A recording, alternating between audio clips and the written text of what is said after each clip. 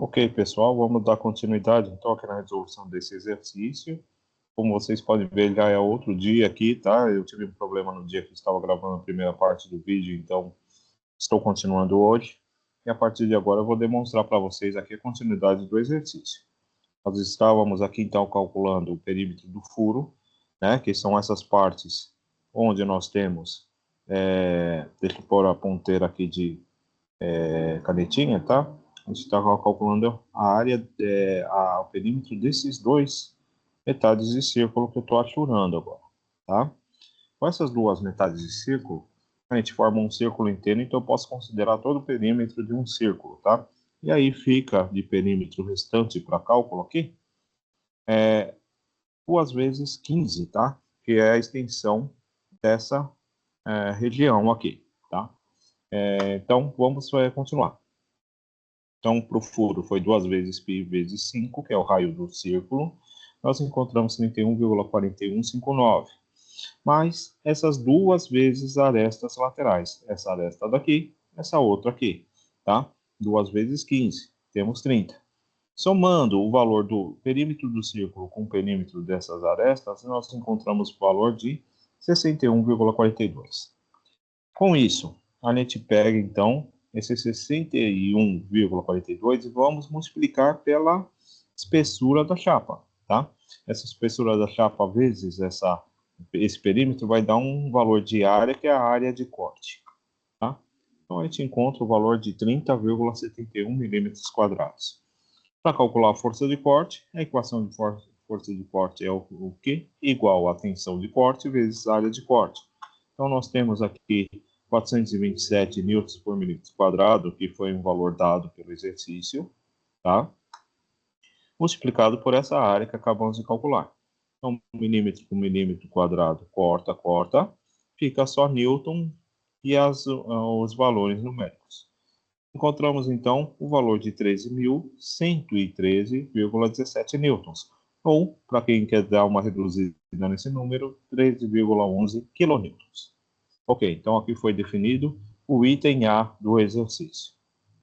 O item B, tá? Esse item B a gente vai ter que dar um estudo primeiro aqui na questão geométrica da peça, tá?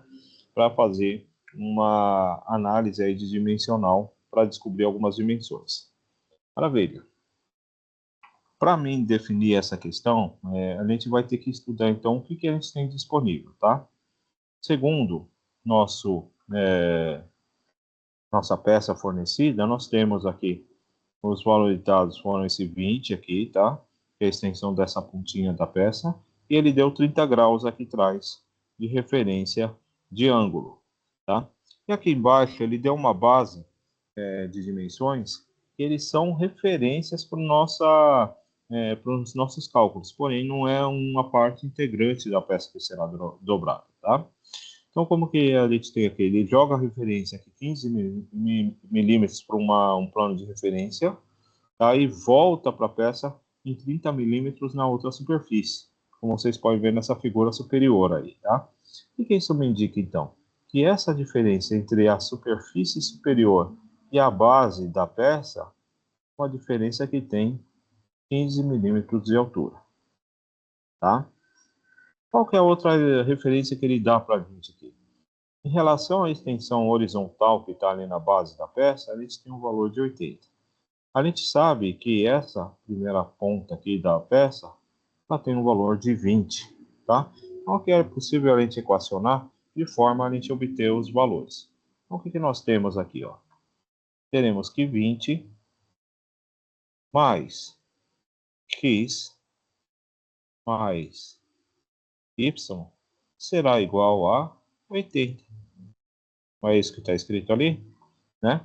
20 mais x mais y é igual a 80, tá? A gente pode já dar uma melhorada aqui nessa equação, joga o 20 para o outro lado aqui da equação e subtrai, né? Está somando desse lado e subtrai do outro. Então, nós teremos que x mais y será igual a 60. Tranquilo, pessoal? Então, esse valor aqui a gente vai guardar nesse momento. A gente vai utilizar esse valor mais para frente. Ok, vamos ver a questão dos ângulos disponíveis. Então, na questão de ângulos, o que nós temos aqui disponível é esse ângulo de 30 graus, tá? Que é que ele dá aqui para a gente como referência. Sabendo que eu tenho um ângulo de 30 graus e eu tenho uma dimensão aqui da altura dessa peça que é 15 milímetros, isso dá para a gente usar então uma relação trigonométrica. Qual relação que nós utilizaremos aqui? Será o seno que ele compõe o cateto oposto sobre a hipotenusa. Então vamos analisar aqui. Então, se temos aqui um triângulo retângulo, tá? Onde eu tenho a hipotenusa, né? Essa aresta aqui, que faz parte, é integrante aqui da nossa chapinha que a gente vai dobrar, tá? Daí tem os catetos. Um dos catetos é 15 milímetros, o outro eu não sei, mas eu chamei aqui de X. Vamos pôr aqui, X, tá? Então, sabendo que, eu conhecendo esse ângulo de 30 graus e sabendo que o cateto que está oposto a esse 30 é de 15, eu consigo usar a relação de seno. Então, vamos substituindo aqui os valores e nós teremos, ó, vamos colocar aqui, seno de 30, seno de 30 graus, é igual. Cateto oposto, a gente já conhece, sabemos que é 15 milímetros. Sobre a hipotenusa, que eu não conheço. Hipotenusa eu quero descobrir, tá? O seno de 30 graus, se você jogar na calculadora, ele sai um valor para você, que é de 0,5, tá?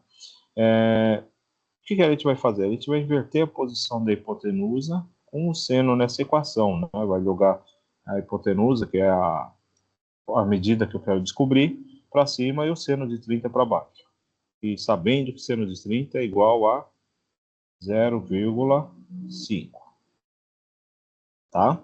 Então, aqui embaixo, calculando, a hipotenusa é igual a 15 milímetros sobre 0,5, nós temos, então, o valor de 30 milímetros. Então, esse valor de 30 milímetros corresponde à hipotenusa, que é o valor, então, dessa medida aqui dessa área da chapa que está subindo ali, tá? Porém, a gente já descobriu quem é o X, quem é essa medida horizontal aqui? Ainda não, tá? Então, o que a gente vai fazer para descobrir esse X? A gente vai usar outra relação trigonométrica. A gente vai utilizar, então, cosseno de alfa é igual a cateto adjacente, que é o que fica juntinho com o ângulo que a gente está estudando, que é exatamente o cateto que a gente quer descobrir, que tem o nome de X, tá? Sobre a hipotenusa. A hipotenusa a gente descobriu. Então, vamos escrever aqui, ó. Então, cosseno. Qual que é o ângulo que nós temos ali, pessoal? 30 graus. Coloca aqui, cosseno de 30 graus é igual. Cateto adjacente é o X que eu quero descobrir sobre o valor da hipotenusa, que é 30. Tá? Então, o que nós vamos fazer aqui? Isolar o x de um lado e jogar o 30 para multiplicar com cosseno do outro lado. Então, aqui, cateto adjacente, que a gente chama de x, né? É igual a 30 vezes cosseno de 30 graus. Tá? Então, fazendo a conta disso, vai dar aproximadamente 26 milímetros.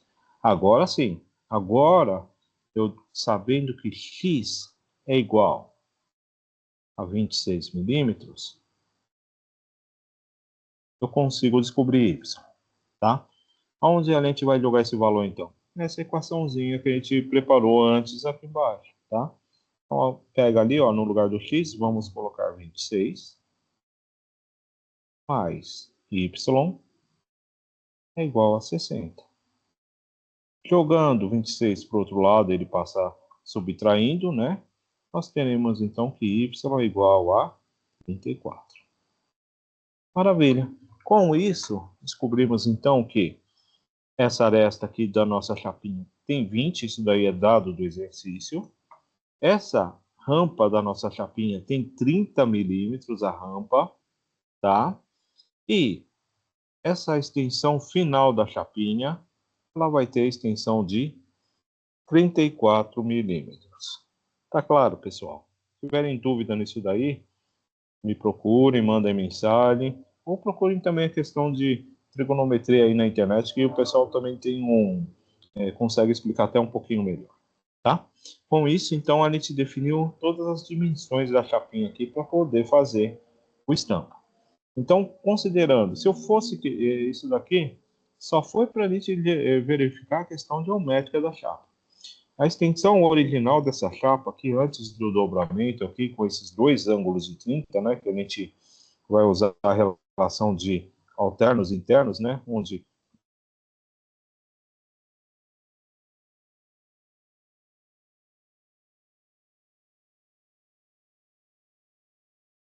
maravilha, acho que retornou agora.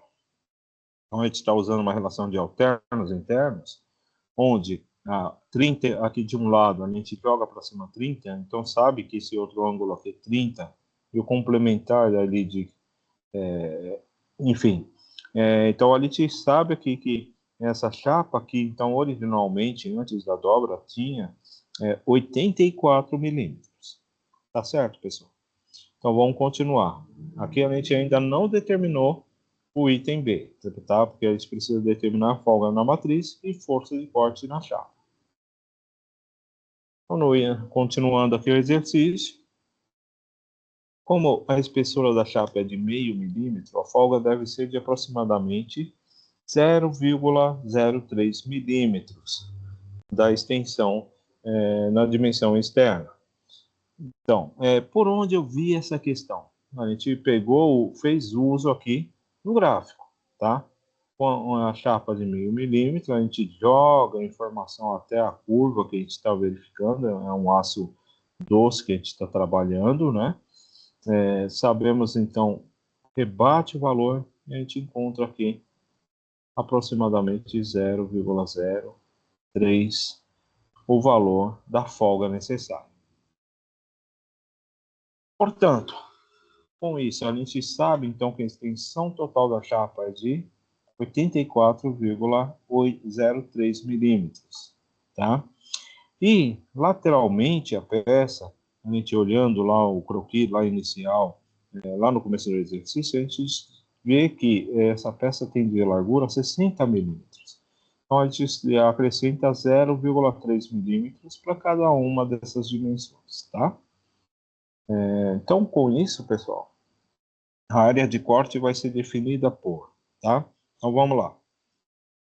Que é essa extensão lateral aqui que é composta por 20, mais essa parte aqui tem 30, mais 34 dessa última seção. Então a gente viu essa extensão dessa aresta.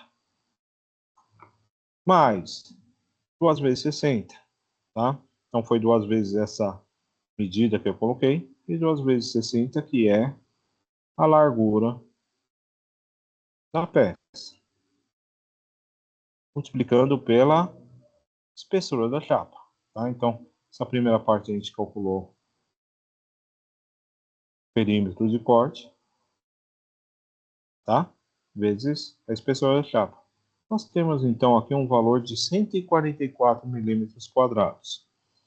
Para a força de corte, nós aplicamos o valor de tensão de corte, que é a tensão de ruptura já apresentada no exercício, vezes esse valor que a gente acabou de calcular. Então, multiplicam pelo outro, corta milímetros quadrados por milímetros quadrados. Temos, então, o valor de 61.488 newtons, ou 61,5 quilonewtons. Tranquilo, pessoal? Então, com isso, a gente definiu a força de corte e as folgas necessárias na matriz de corte. Tá ok, pessoal? Alguma dúvida, me procure depois. Item C. Aqui a gente vai calcular as relações para a dobra, né, para aquele rebote que a dobra dá, quando você está fazendo a prensagem da peça, tá? Com isso, a gente vai considerar dessa vez os raios de dobra, tá? No exercício até agora, a gente ignorou essa questão que existem raios de dobra. Agora vamos considerá-los. Então, como que a gente faz essa questão, pessoal? A gente vai ter que trabalhar com relações de dobra, que é dada por um raio, tá? Dividido pela espessura, tá? Então, a gente dividiu em duas relações aqui. A relação 1 e relação 2. A relação 1 consiste esse primeiro raio aqui, que é um raio interno de 5 milímetros, tá? Aqui é 5 milímetros que a gente vai ter de raio interno. Qual que é a diferença com o de cima? Que tem o raio externo é de 5. Eu tenho o raio externo é o raio interno, né? Então vamos por aqui, ó. Raio externo é igual a raio interno mais a espessura da chapa, tá? Então isso vai fazer com que a gente tenha que desconsiderar a espessura da chapa para cálculo dessa curvatura, tá ok? Então vamos lá. Qual a primeira relação? Nós utilizamos aqui 5, tá? Que é o nosso raio, desse raio inferior aqui, dividido pela espessura da chapa, 0,5. Então, a gente tem uma relação 10. A segunda relação é o raio externo, tá? Menos a espessura da chapa. Tá? Então, aqui a gente vai ter um valor de 4,5, tá? Dividido por 0,5. O resultado disso é 9, tá? Que diferença tem um para o outro aqui, pessoal? Consultando a tabela que é dada aqui, pessoal, nós temos o valor de 10, está aqui, já dá 0,97, e temos o valor de 6,3. Mas 6,3 e 10 tem uma distância grande entre os dois, e o 9 está compreendido entre os dois aqui, tá? Então, o que nós vamos fazer é uma técnica chamada interpolação, tá? Para fazer esse cálculo do retorno elástico. Como que a gente faz essa interpolação, pessoal? Vocês podem procurar na internet, tá? Inclusive tem uma professora muito boa, depois eu deixo as referências para vocês, tá? Aí no final do vídeo da professora, tá?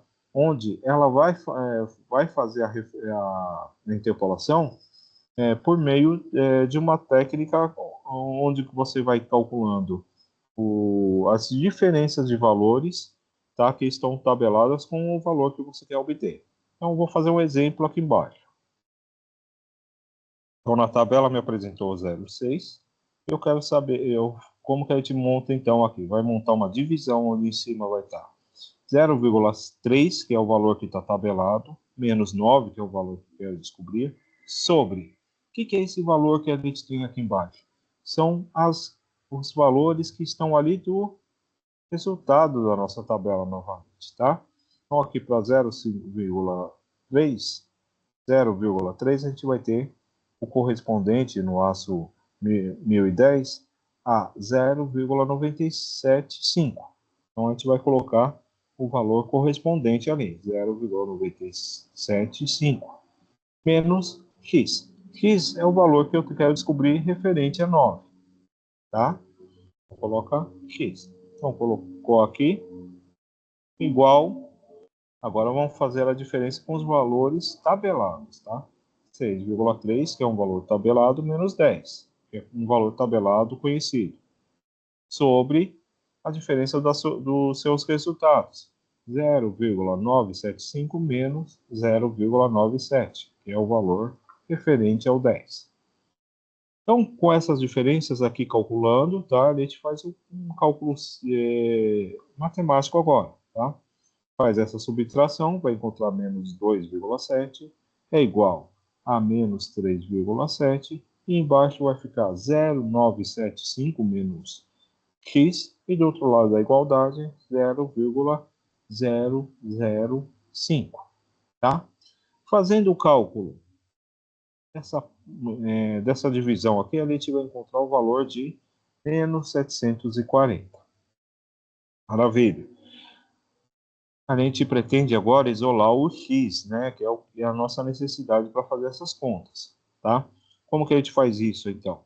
Vai ter menos 740 ali de um lado da igualdade, a gente vai jogar toda a parte de baixo aqui, ó, para o outro lado da igualdade. Então, teremos menos 2,7 é igual a 0,975 menos x, multiplicado por menos 740, tá? Então, para desenvolver isso daqui, eu tenho que fazer a técnica de distributiva, né, para fazer essa multiplicação.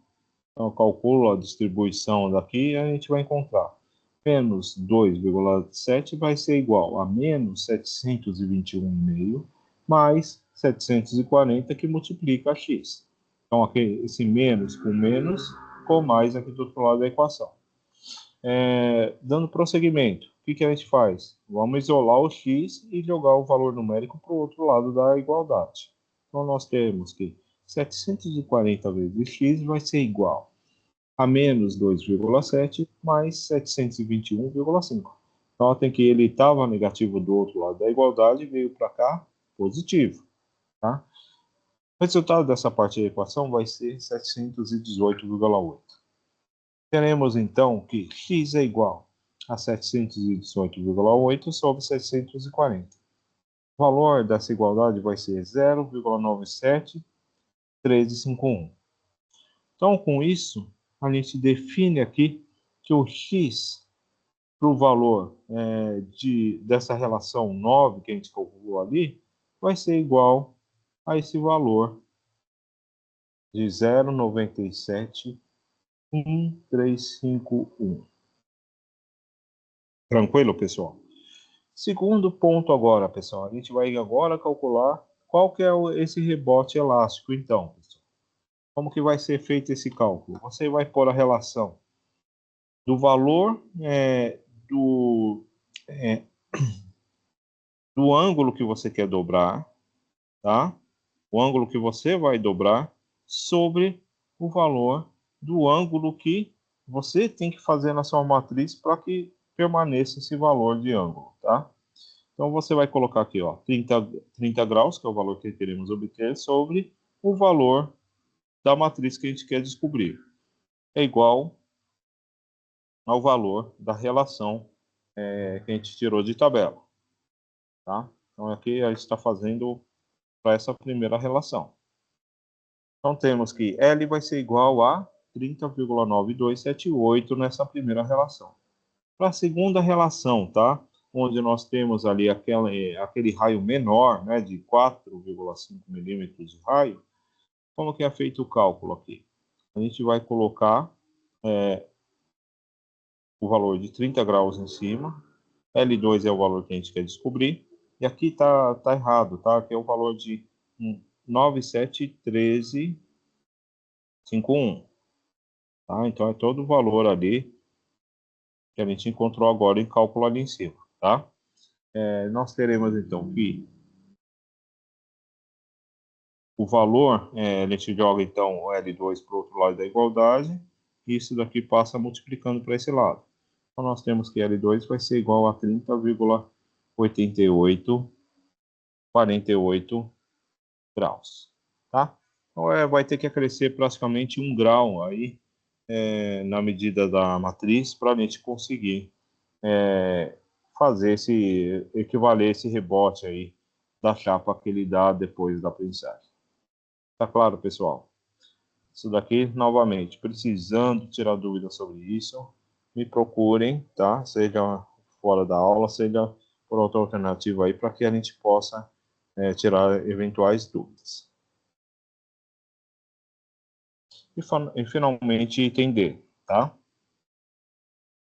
O item D, né, a gente vai considerar aqui, pessoal, que a gente vai fazer essa dobra na matriz, tá? Como que é feito, então, agora, essa força de dobra aí, tá? Então, o perímetro da quina que vai ser dobrado, vezes a espessura ao quadrado sobre a largura da matriz, vezes a tensão de ruptura. Isso daqui, pessoal, já é um cálculo mais empírico, tá? Empírico quer dizer que é um cálculo que não tem uma comprovação científica, tá? É uma comprovação mais do dia a dia, lá na fábrica que o pessoal tirou. A largura da matriz a gente vai considerar que tem que ser no mínimo 10 vezes a espessura da chapa, tá? Para que a gente consiga fazer essa atuação em cima da peça. Com isso, então, a gente vai fazer os cálculos, tá? O perímetro da quina, a gente considerou aqui um valor de 60 milímetros, tá? Vezes a espessura ao quadrado sobre 20 milímetros, que é a largura da matriz, uma largura mínima que a gente tem que ter aí, vezes a tensão de ruptura. Com isso, né, milímetro quadrado vai embora, tá? A gente faz a conta aqui, milímetro com milímetro vai embora. Vai ficar, então, que a força é 320,25 newtons para fazer essa dobra de 30 graus. Tá claro, pessoal? Isso daqui também já é mais definido de forma mais sucinta, mais tranquila aqui para a gente. Ok, e a gente vai ter um cálculo de forjamento.